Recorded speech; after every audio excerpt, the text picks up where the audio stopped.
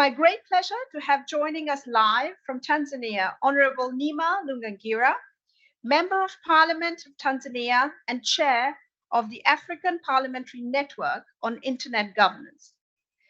When I spoke to Neema a few months ago to invite her to participate in our summit, I was struck by her passion, her vision, her proactiveness, and her commitment to educating and strengthening the role of African members of parliament in digital development. I think you'll all agree with me that educating and involving policymakers on opportunities and challenges related to AI early and in a systematic manner is a vital step for us to ensure the ethical development of this technology. Of course, another important practical step is also to have forums and platforms available for best practice sharing as well as knowledge sharing. Now, Neema is the founder and chair of the African Parliamentary Network on Internet Governance, which has members from over 30 countries in Africa and is supported by the African Union and the United Nations, amongst other partners. And one of the NGOs Neema is leading is also working towards reducing the gender gap for women in politics.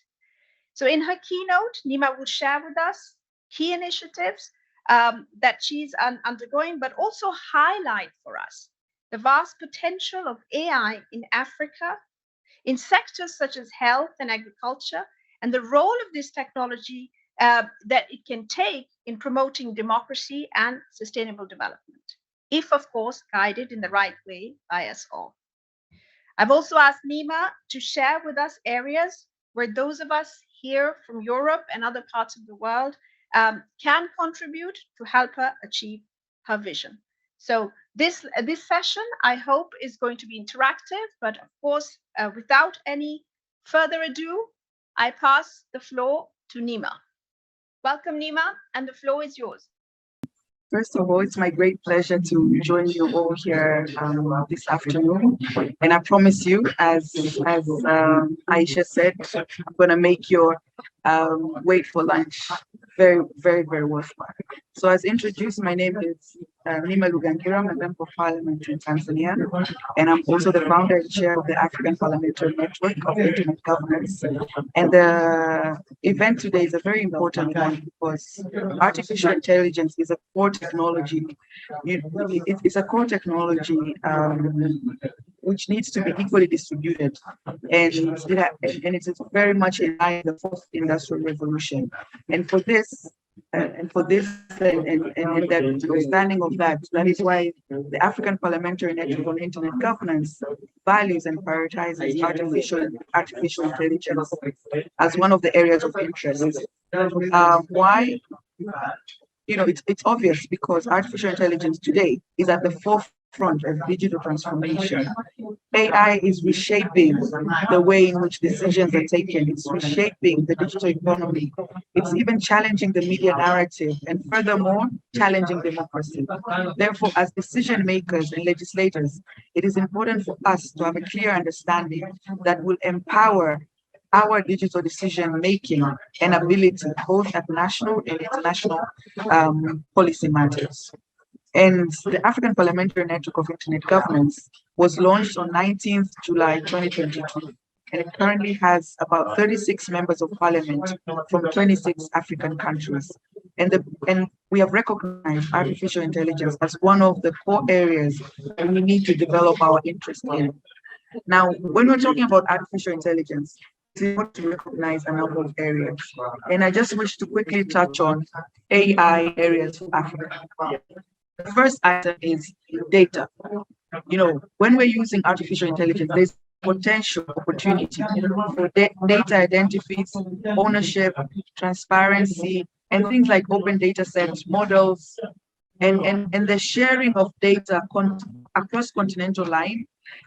For diverse access of data that will empower our decision making in areas of policy making, digital economies, open competition, but also cross-border markets. Like in Africa, we're talking about regional integration, Africa Free Trade Area.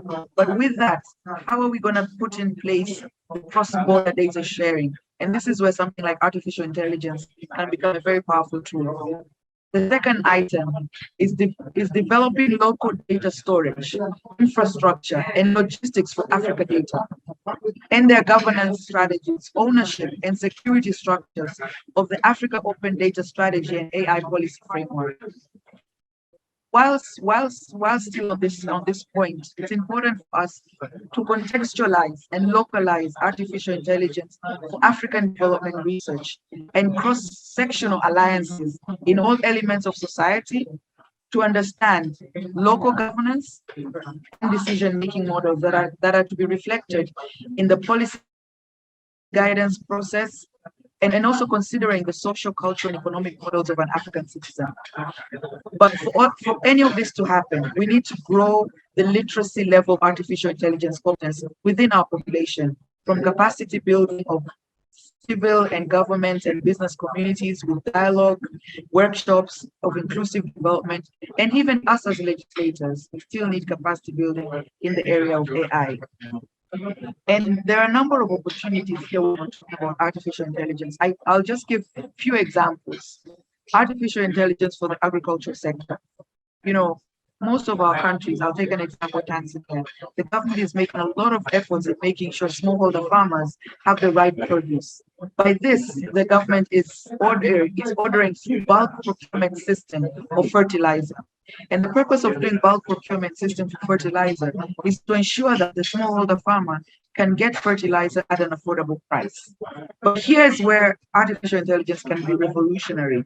Right now, it is not as easy to determine how much, the quantity of fertilizer that will be needed at every particular time or every location. For example, I come from Kagera, it's a peripheral region.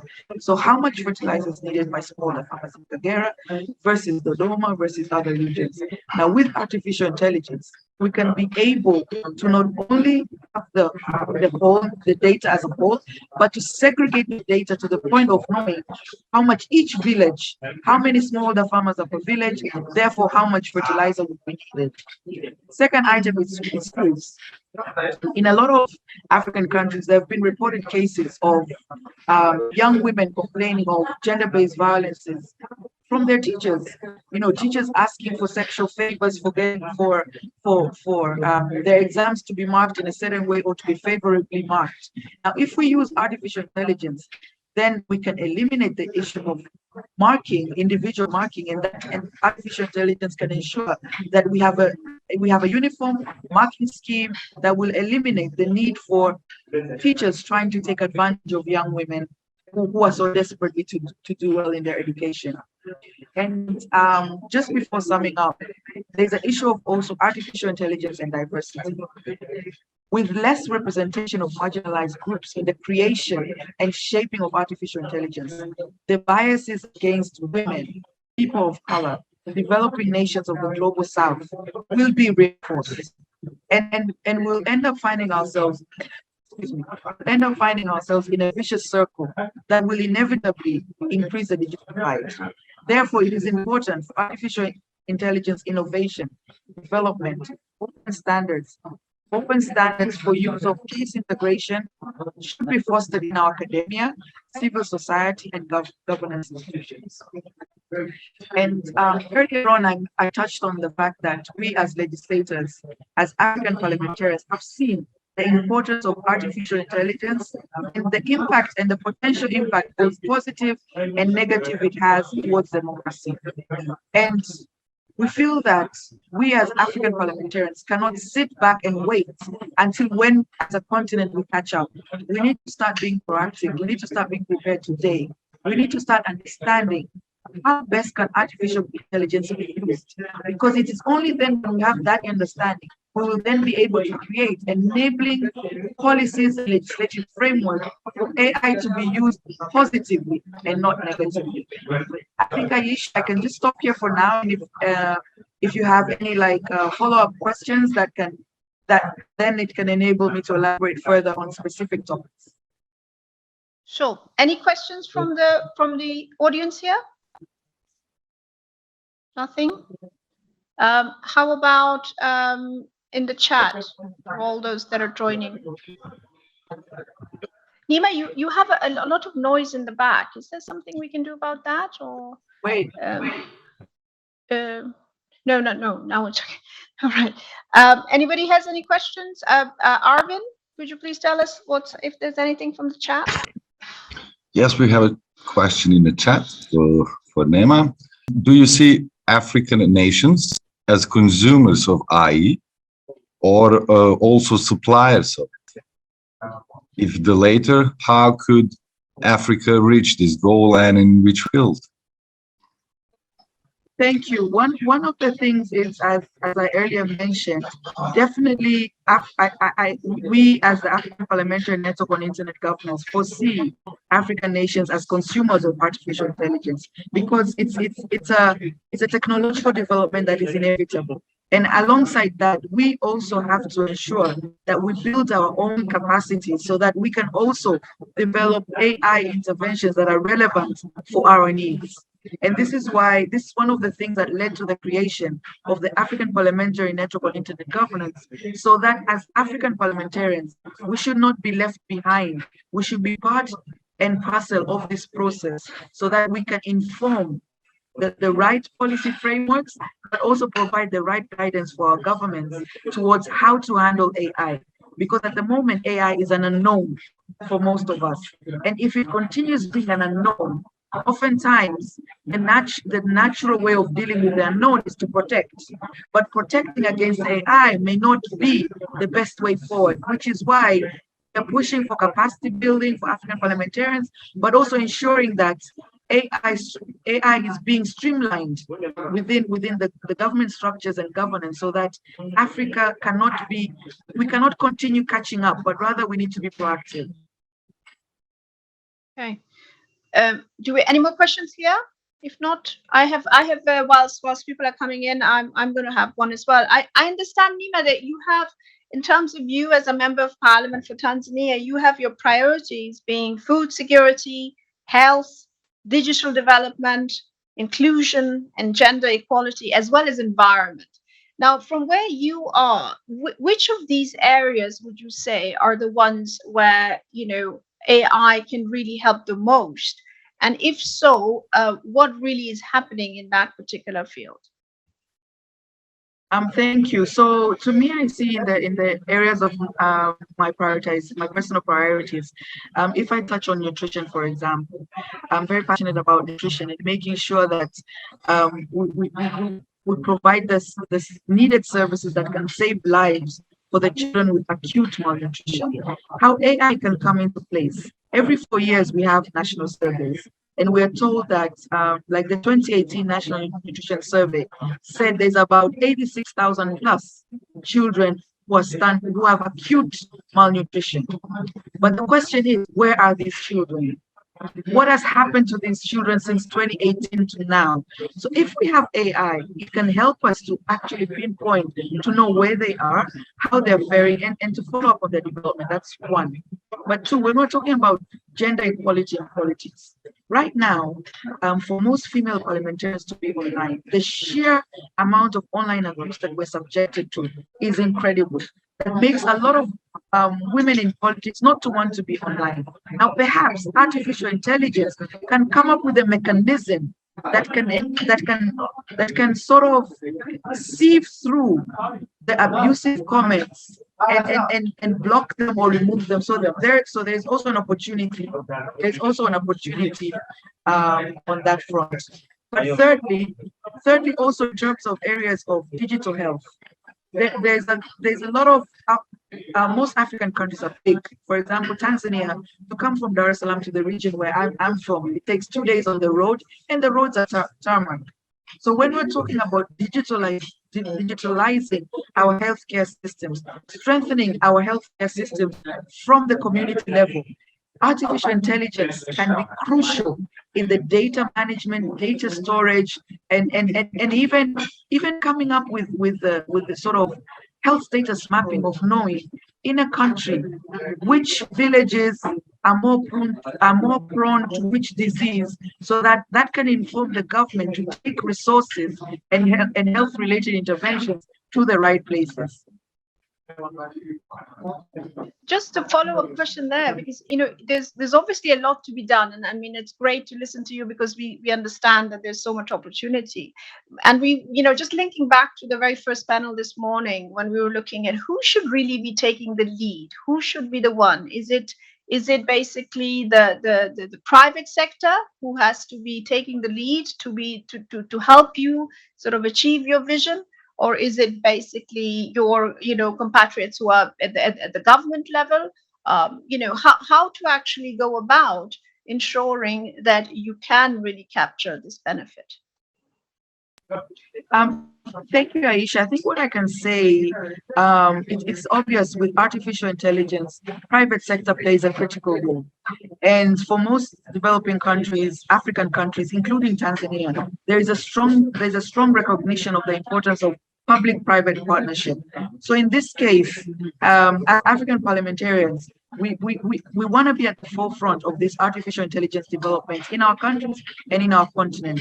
So we will very much welcome the opportunity of liaising with private sector, linking them with government to ensure that some of the areas that I've just shared and other areas that will be of mutual interest, we can see how artificial intelligence can be used positively. And that will enable us and empower us, one, to make sure that artificial intelligence is recognized and prioritized by governments, but also for governments to start putting in the necessary framework for artificial intelligence to operate and to be functional. There's a question from the audience. Great. Hi, Neema. One question I had is, in your policy priorities, how do you rank issues of investment in AI technology or developing AI technology in Tanzania versus a labor market or immigration a policy approach where you try to bring in experts or researchers or developers or computer data scientists into Tanzania from abroad? So as I earlier mentioned, in a lot of African countries, including Tanzania, the topic of artificial intelligence is still at a very, very infant stage, very, very early discussions. It's not a widespread discussion, but we as African parliamentarians, and there's a few parliamentarians here in Tanzania, we've decided to champion the agenda of artificial intelligence. And therefore, should there be any opportunity, and if it's an investment opportunity, definitely we can liaise with the relevant authorities here in Tanzania. But we also have the Tanzania ICT Commission, who we have also started engaging with them on areas and matters of artificial intelligence. So as you rightly said, we need to have the capacity, we need to have the research, we need to have the early stage researches and dialogues that will also kind of show the potential.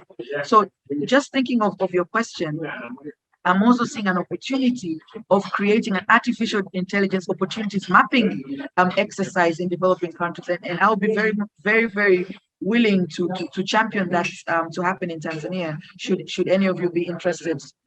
Should any of you be interested to embark on this endeavor? Right, thank you. I think we have another question here from Filippo. Hi, Neema. I wanted to understand a bit better, how do you see the African Parliamentary Network? Do you see mostly as equipping parliamentarians to participate in this discussion, like training and things like that? Or do you really see it as a mechanism for regional coordination, to coordinate policies, to try to have similar laws in similar countries? And if it is the latter, in which areas do you see more opportunity for collaboration, and in which areas do you see more divergence between national interests? Thank you for that very important question. And it is the latter. We see the African Parliamentary Network on Internet Governance as an avenue and vehicle to push for policy development and to make sure there is an alignment between our countries, and we as parliamentarians can speak the same language within our parliament so that we can push for the same agendas. We have the African Union data protection framework. We have the African Union digital transformation strategy in place, and with that, it's not possible to achieve that if each and every African country will have differences in their policies. A very good example is data protection. Each and every country is having data protection acts, but at the same time, we want regional integration. So how is the issue of cross-border data sharing going to be managed? But through us as a network, we will be able to champion it and kind of see through these areas. And as we just recently launched, we understand even the level of understanding amongst us as parliamentarians needs capacity building, because the tech sector has been developing and has developed over time in exclusion of parliamentarians. We have never been in the discussion. And now for the first time as African parliamentarians, we've come together and we're saying we want to be part of this discussion. We want to be part of this process so that we can contribute towards digital transformation in our continent and in our respective countries. So there's a huge opportunity for collaboration. But first, there's an opportunity for capacity building, even for ourselves as parliamentarians, to truly understand the value and potential of new technologies such as artificial intelligence. So if there's any interest in collaborating with us as African parliamentarians, and as I earlier said, we currently have 36 members of parliament from about 26 African countries, and the aim is to have at least a member from each African country, and then it's through the network we give each other's terms of reference to make sure that we push the agendas within our respective parliaments. Thank you. Great. Just on that, and then I'm going to open also to the online chat for you, Arvin. But in terms of you set up this network, it's not, my understanding is it's not that old, so it's kind of recent. But you of course are moving with a great pace, and you have newer members every day from what I see. When you look together, when you talk about capacity building, are there any specific areas in capacity building that you have identified as those that should be prioritized first? So it's just a two-part question, and the first would be that what they are, and secondly, how for some those that are outside, here and other parts of the world, what could be the players that could help also with that? Thank you. So we've identified a few areas of capacity building. For example, we have identified Internet of Things, digital democracy, digital rights. And here, when we're talking about digital rights, it's also including the issues of internet shutdowns. It's important for us as legislators to understand the impacts of that and how that also impacts our own work as parliamentarians. Issue of artificial intelligence, issue of data protection, revenue sharing, with the revenue generated from social media platforms, issues of online gender abuse, how to curb that so that we can make the online space more conducive for women in politics to also be on board. And so we've identified one, capacity building as an area that we want to focus on. But second is also to organize dialogues, because another way for us learning is to have peer-to-peer dialogues with parliamentarians from other parts from the global north, be it the EU Parliament, UK Parliament, US, Canada, Australia, etc. But also dialogues with experts such as yourselves, such that we can have targeted sessions, and through those sessions in specific topics that will enable us to also gain capacity building. But thirdly is for us to also create and champion the multi-sectoral policy dialogues on these areas. For example, bringing together AI experts, us as parliamentarians, government officials, to discuss these issues of AI. And as parliamentarians, it means we have the access to pull and bring these people together.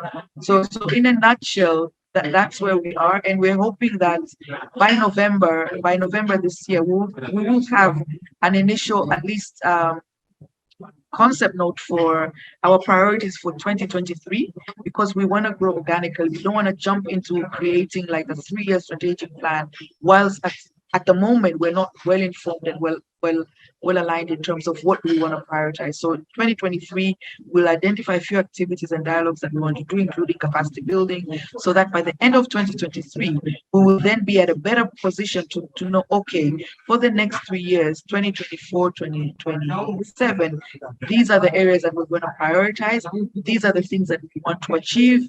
And we are hoping that those who will be listening to this call and those of you in the room and online will be able to walk with us through this journey so that we can contribute to that impact that we want to achieve. Certainly. And I think we'll definitely, now that we have you as part of our network, we'll very much be looking forward to also working with you going forward. I see Arvind there. Arvind, do we have any questions in the chat? Just one additional common question.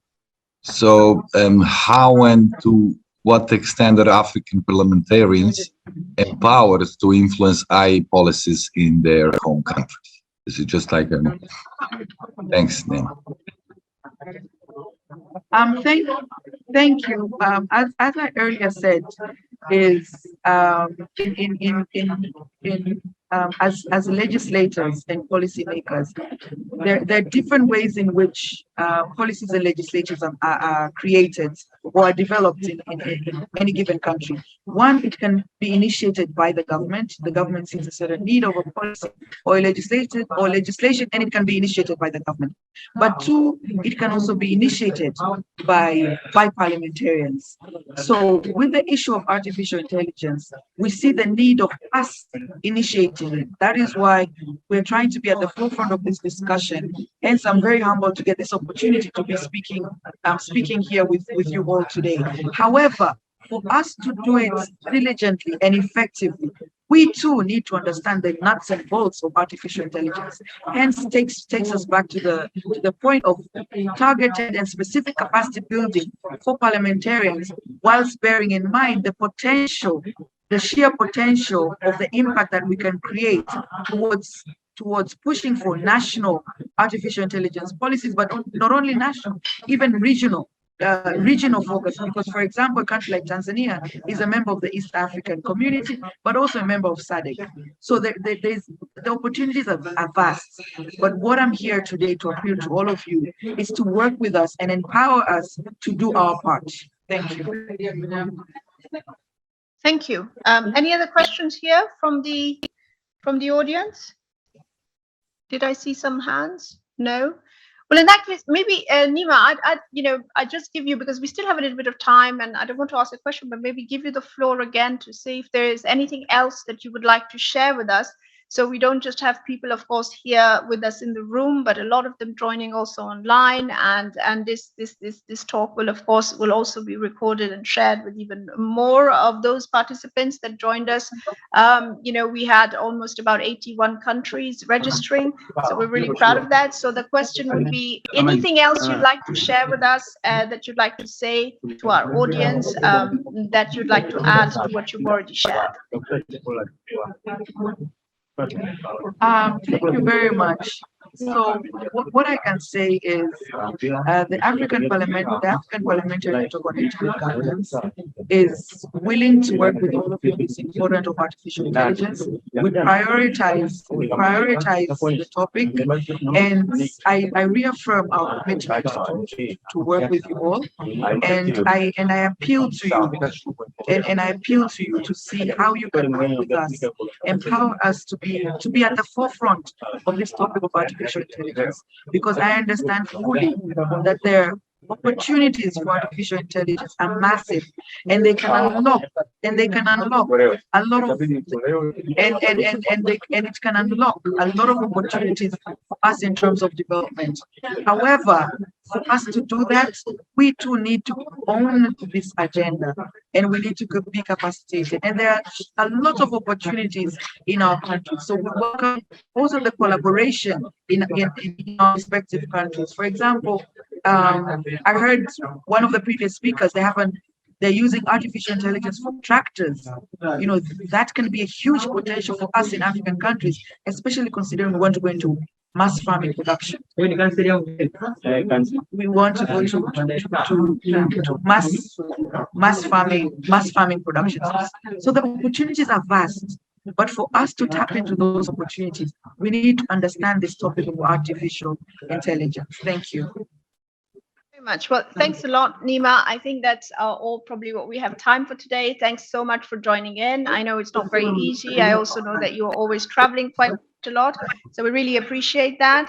I think we're going to now be moving on to a break. So those of us who've been with us, it's well deserved. We are going to start with the next panel at 2:30 sharp. Swiss time. So we will thank you, Neema. I would just say goodbye to you, and we hope to keep in touch.